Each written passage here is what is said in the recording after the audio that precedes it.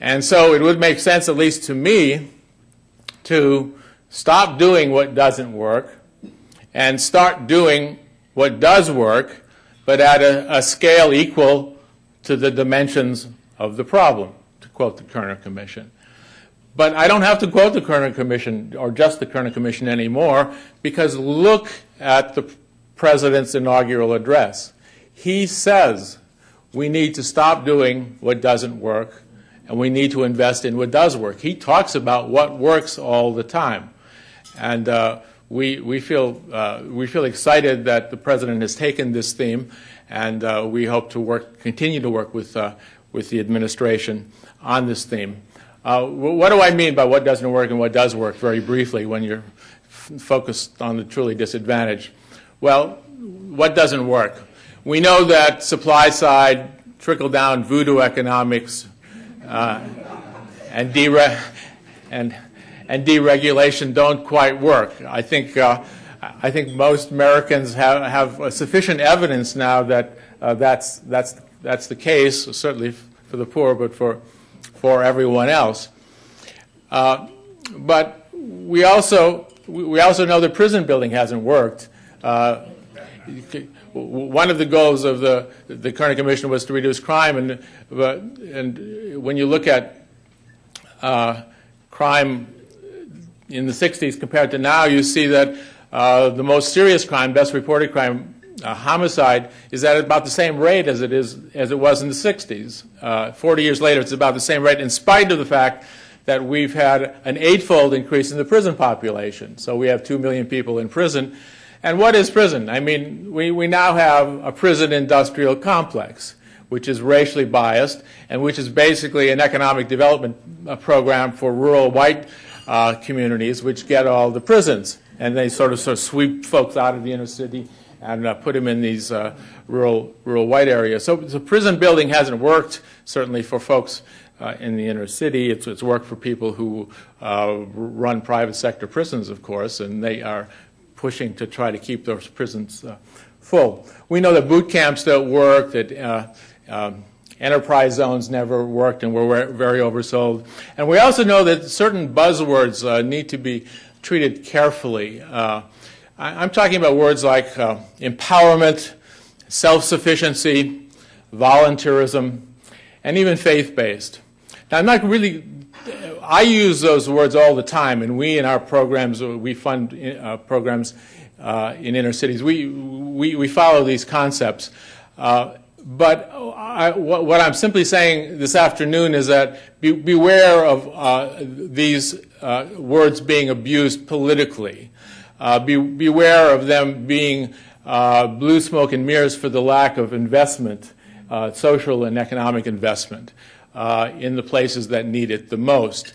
I mean, when we go to Iraq, when we go to Afghanistan, we pay people who are the personnel, and we buy a lot of equipment for them, and we invest in that in a long period of time. But for the inner city, of course, we're supposed to sort of get a $60,000 one-year grant from the Justice Department, and then we're supposed to leverage that against bake sale money and get a lot of volunteers who are not adequately trained, and through that process, the community gets empowered and everyone is self-sufficient. Well, okay, I think there's a bit of a double standard in terms of how we spend militarily versus how we spend in the inner city. So much for what, just a few examples of what doesn't work. It's more fun to talk about what does work. Head Start works. You all know that, and it's 40 years of evaluation on that. After school safe havens where kids come for help with homework, for some food, for some mentoring work, plenty of evaluations. For middle school kids, full-service community schools are good examples. So is the Comer School Development Plan. Our trustee, Jim Comer at Yale, has been doing this all his life. For high schoolers, one of the most successful programs is something we replicate. It's called Quantum Opportunities. Basically, it's an online learning system where typically kids in inner cities come into 9th grade, reading at 5th grade and doing math at 5th grade level. And they can just go online and they can start at their current level, and then they can work up very quickly online with an adult mentor and away from their friends who are telling them it's not cool to learn. For dropouts, for people who do drop out of school, there are plenty of successful programs that get them GEDs and get them good job training, like Youth Build USA. And this is the same thing for people who not only drop out, but are in the prison system. There are plenty of reintegration programs like the Gemeinschaft Home in Virginia, which we are replicating, like the work of the Safer Foundation. These are and more are evaluated programs which have shown success and just need the resources to replicate to scale. We know that in the inner city, many community development corporations are promoting economic development in a moral and a wise economic way, and that they're often financed by community-based banking, a la South Shore Bank.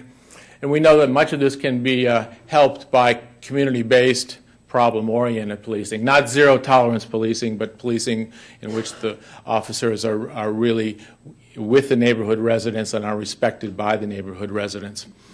So those are just a few examples.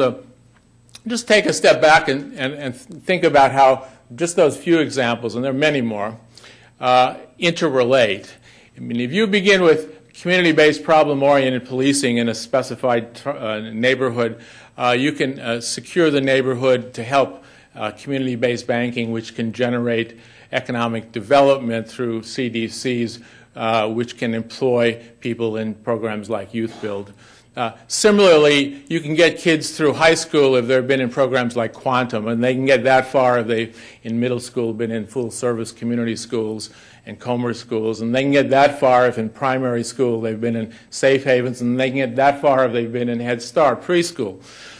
And so, following the President's words in the inaugural address, if you ask what works in America since the Kerner Commission, based on scientific evaluation, the answer is not narrow and categorical program. The answer is comprehensive and interdependent. The answer is multiple solutions to multiple problems, to use the words of Elizabeth Shore at Harvard School of Public Health. And so that's why we have been recommending in our Kerner updates and other publications that the Obama administration embark on a series of safe haven investment neighborhoods where all of these multiple solutions and many more, like, for example, the work of Jeffrey Canada and the Harlem Children's Zone, are integrated together and can interact with one another and really serve as social and economic investments that work for those specific neighborhoods. Complementary to that, we need to get back on the path of racial desegregation. The President is going to be able to make some choices on the Supreme Court, and that, I think, can start the process. But simultaneously, there are many good programs for residential reintegration, like the Gautreaux program begun in Chicago, which need to be replicated on a broader scale. I will just leave with those examples. You can give me many, many more, and I'd like to hear what you have to say about ideas that need to be replicated in the future. But I want to conclude with a few observations on political will. The Kerner Commission made the kind of recommendations I have just laid out, but said they would never be enacted without, quote, new will. The country needed to change its attitude to implement these kinds of programs. Well, what happened? The Kerner Commission came out in March of 1968. Dr. King, and we have it on some of our DVDs, endorsed the Kerner Commission and talked, reflected on it. And in April, he was assassinated.